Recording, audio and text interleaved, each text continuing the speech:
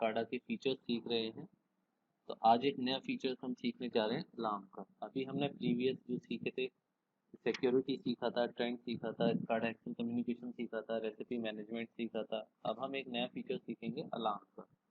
Basically alarm होता क्या है, जैसे कोई भी सिचुएशन राइज होती है तो हमें पता होना चाहिए कि ये सिचुएशन राइज होनी चाहिए, तो इसी के लिए हम अलार्म यूज़ करते हैं। जैसे कि आपको सुबह उठना है जल्दी, तो आपने उस टाइम का अलार्म लगा दिया तो आप उस टाइम पर उठ जाते हो। तो क्या होता है कि उस टाइम का आपको क्या मिलता है, नोटिफिकेशन एक मिलता है।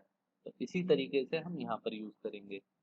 तो एक न्यू विंडो लेते हैं हम अलार्म नाम से। अलार्म में लेने के बाद हम एक विजार्ड में जाना है। विजार्ड में जाके यहाँ पे देखिए अलार्म डिस्प्ले है, डबल क्लिक करिए और इसको एनलार्ज कर लीजिए। तो आप खुद देख सकते हैं यहाँ पे हाई हाई है, लो है और लो लो। यानी आपको चार तरीके के अलार्म अनएक्नॉलेजमेंट में मिल रहे हैं और चार तरीके के कैसे हैं, एक्नॉलेजमेंट। जो दो हैं डेरिवेशन और एक है रेट ऑफ चेंज का और एक कस्टम है आपका। चलिए, होते क्या है वो देखेंगे बाद में। पहले हम इसको कैसे वर्क करते हैं वो देखते हैं। फिर से हमने एक स्लाइडर ले लिया जो वैल्यू को इंक्रीज और डिक्रीज कराएगा। हम स्लाइडर इसीलिए लेते हैं ताकि हम मैनुअली वैल्यूज को चेंज कर सकें। वरना हम बिना स्लाइडर के एक स्क्रिप्ट लिखते हैं और उसमें एक अपना इंटीजर डिफाइन कर दें तो वो ऑटोमेटिकली चलता रहेगा। जैसे मैं अभी आगे आपके लिए प्रोग्राम बना रहा हूँ जो एक क्लॉक का प्रोग्राम है जिसमें कोई स्लाइडर नहीं होगा। जैसे आपकी वॉल क्लॉक होती है वो उसी तरीके से चलेगी और वो विंडो स्क्रिप्ट के ऊपर बेस्ड होगी। तो हम उसमें देखेंगे उसको। तो हम इसको अभी डिफाइन कर लेते हैं। ये टैग नेम इसका डिफाइन करते हैं, सपोज करिए S1।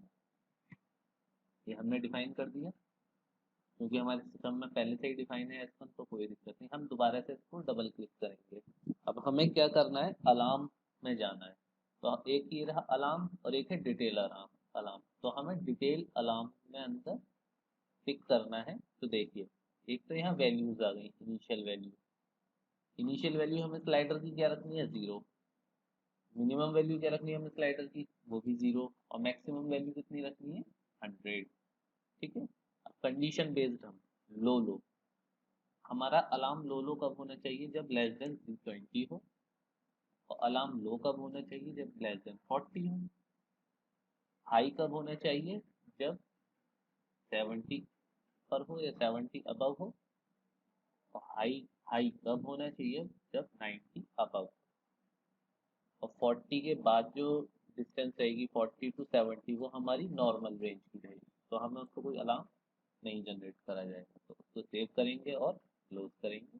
इधर अभी आपकी विंडो डिस्प्ले है, आप इधर आइए, जन इस पर अलार्म डिस्प्ले पे डबल क्लिक करिएगा। तो देखिए यहाँ पर ये सब दे रहा है, शो टाइल्स दे रखा है, शो स्टेटस बार दे रहा है, auto scroll to new alarm दे रहा है।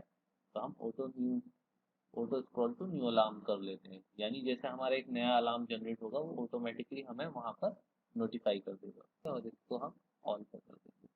ओके, रन टाइम में जाएंगे तो देखिए यहाँ पर वैल्यू क्या दे रखा है, लो। और जैसे ही मैं 20 से नीचे आया तो देखिए क्या देने लगा, लो लो। यानी मेरा अलार्म क्या है, अब लो लो है। अब जैसे ही मैं 20 से ऊपर जाकर अपनी वैल्यू को रिलीज करता हूँ तो वो देखिए लो अलार्म देने लगा। और जैसे ही मैं 40 से अबव जाऊंगा तो देखिए नॉर्मल कंडीशन आ गई। 40 के नीचे आते ही मेरा अलार्म राइज हो गया और 40 से अबव जाते ही क्या हो गया, कुछ नहीं है, नॉर्मल कंडीशन है। अप टू कब तक, कहाँ तक, 70 तक। और जैसे ही मैं 70 क्रॉस करा तो देखिए हाई कंडीशन राइज हो गई। यानी मेरा अलार्म इस वक्त हाई पर है। और जैसे ही मैं 90 क्रॉस करूंगा तो देखिए हाई हाई। और फिर से मैं अगेन 20 से लेस देन आ जाता हूँ तो मेरी कंडीशन क्या देती है, लो लो। तो यही तरीके, इसी तरीके से अलार्म वर्क करता है।